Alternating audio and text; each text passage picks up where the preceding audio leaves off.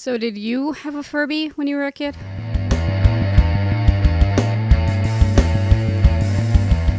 No. I had a Furby. I'm sure some people in the audience remember Furbies. They were like bird, mammal things with no arms. I mean, they still have Furbies around. They have long Furbies now. They have altered the Furbies of our generation. Specifically. They've hacked the Furb. Yeah. Because there were Furbies after ours that were much worse. Like, really much worse. Because those could, like, walk forward and smile and frown, and they were at least twice the size of the old ones. I remember we saw ones with digital eyes and just went, that's worse. Yeah. They could really mess your day pretty easily if, like, they became sentient and wanted to kill us all. Yeah. Yeah. So, I don't remember asking for a Furby. But, okay, so I'm talking about the ones that came before the really scary ones. When people still marveled at the idea that your toy could effectively not need you and could just play just fine without you. So, yeah, I remember asking for, like, other toys. Like, when I was even younger. I would ask for, like, a Barbie movie theater and a Barbie motorcycle. I remember asking for a lot of things, in all honesty. I remember getting most of them. Again, I wanted, like, the props, not really the dolls. But, I wasn't a particularly tantrum-happy kid. You know. I make more tantrums happen now than when I was a kid. I feel like I'm tantrum happy now. No. I don't know. But as a kid, I really didn't care so much about whatever the new thing was. So I don't remember having any sort of want for a Furby beyond in passing thinking they were, like, cute. And I saw friends of mine frantic and screaming for one. It just didn't seem worth the effort. I wanted a toy I could put in a box and not feel guilty about later. Furby just screaming, why? Yeah, like I didn't want a toy that could tell me it was hungry because toys don't need food, you know? A toy that I wouldn't need to talk to because that's just very sad and a bit scary. I personify objects enough, even as an adult, and I'm not going to blame the Furby for that, but it's not great. Took you years to detach from your Tamagotchi. Yes.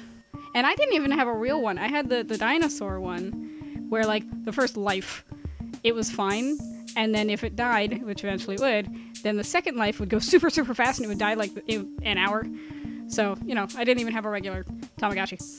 But, yeah, no, Furbies were like... Do you remember that episode of Twilight Zone with Talking Tina? No. Okay. They actually made fun of that episode on an episode of Simpsons, where they had the clown doll. Oh, okay. Yeah. Oh, is that the evil? Yeah. Yeah. It was basically that. And that's all I could think of with the Furbies, because they're talking, and they shouldn't be talking. And I didn't want one, and yet I got a Furby. In fact, I got 2 Furbies. 2 Furbies that I did not ask for.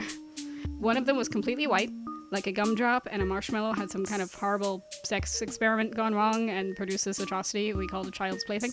Oh, honey, mental images. And the other one was a Halloween edition, which was awesome to me. It was black and orange, and it sported a little witch hat. See, that sounds like something you'd like. Yeah, and neither of them work anymore, but the second one never actually did. It would wake up and be like, "Bueno, Coco," and then snore and go back to sleep. Yeah, narcolepsy. Yes, it was narcoleptic Furby. Great. I figured it was like a special Halloween one, so maybe it just woke up on Halloween. Nope. And the white one used to work just fine, but it still wasn't right. My friends would complain that if they were changing in my bedroom, it would conveniently wake up to say, "Boring, boring, hello." Like some infantile construction worker stereotype, checking out a hot babe. Boring. You gotta shake it a little, toots. Right. And, eventually we got used to the pervert and the sleeper. But then one day, and this is not just me, this is apparently like a thing that has happened to other people. One day, the white one started making really scary noises. Not just like Furbish or random English phrases, like it started making horrible demonic sounds. Really deep and growly and scary. So I figured, oh, the battery is dying, so like it's just slowing down. Right. So I opened it up to take out the battery. I did not realize it had a backup memory, which is smart. Like, it's logical, That way you don't lose any progress as you teach it things. Anywho, when I took the battery out, its backup memory kicked in, and it started talking normally. So in my early teen brain, in my preteen brain, all I understood was that this thing had been talking demonically. I took out its batteries, and understanding that I was onto it, it started talking normally, as if to prove that it was okay and that I should let my guard down again so that it can eat my soul and oogle my friends. Yeah, that's a scene from the Chucky movies where you take out the batteries and he still talks. So. Right! Right!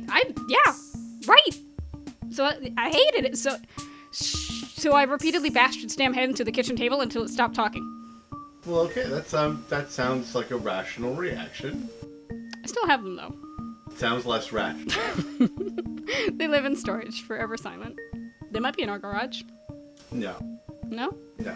If they're in your parents' storage, they're gone now. Did we actually get rid of them?